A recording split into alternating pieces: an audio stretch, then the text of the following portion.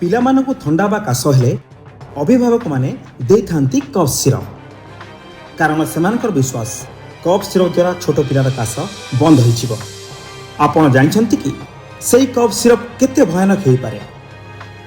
October 4 ତାରିଖରେ ministry of health and family welfare government of India ଦ୍ୱାରା ପ୍ରକାଶିତ ଆଡଭାଇଜରୀରେ ଏହା ଦୃଷ୍ଟିକୋଣ କରାଯାଇଛି ଯେ 2 ବର୍ଷରୁ କମ୍ ବୟସ ଶିଶୁମାନଙ୍କୁ କଫ୍ ସିରପ୍ ମେଡିକେସନ୍ ଦେବା ଅନୁଚିତ। କାହିଁକି ଏପରି କୁହାଯାଇଛି?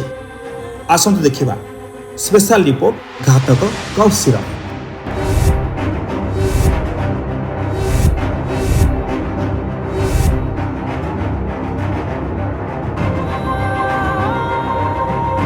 ରାଜସ୍ଥାନରେ 2 ଜଣ ଶିଶୁଙ୍କ ସମେତ ମଧ୍ୟପ୍ରଦେଶରେ 9 ଜଣ ଶିଶୁଙ୍କ ମୃତ୍ୟୁ ହୋଇଛି। Rajasthan medical service corporation limited managing ଡାଇରେକ୍ଟରଙ୍କ କହିବା ଅନୁସାରେ ଏକ ଘରୋଇ ଫାର୍ମାସ୍ୟୁଟିକାଲ କମ୍ପାନୀର 1000 ସାମ୍ପଲ ଟେଷ୍ଟ କରାଯାଇଥିଲା। ସେଥିରୁ 42 ୟୁନିଟ୍ କ୍ୱାଲିଟି ଷ୍ଟାଣ୍ଡାର୍ଡ ଫେଲ୍ ପରିଲକ୍ଷିତ ହୋଇଛି। ଆପଣମାନଙ୍କ ଟିକିଏ ଅସାବଧାନତା ନେଇପାରେ ଆପଣଙ୍କ ପିଲାର ଜୀବନ।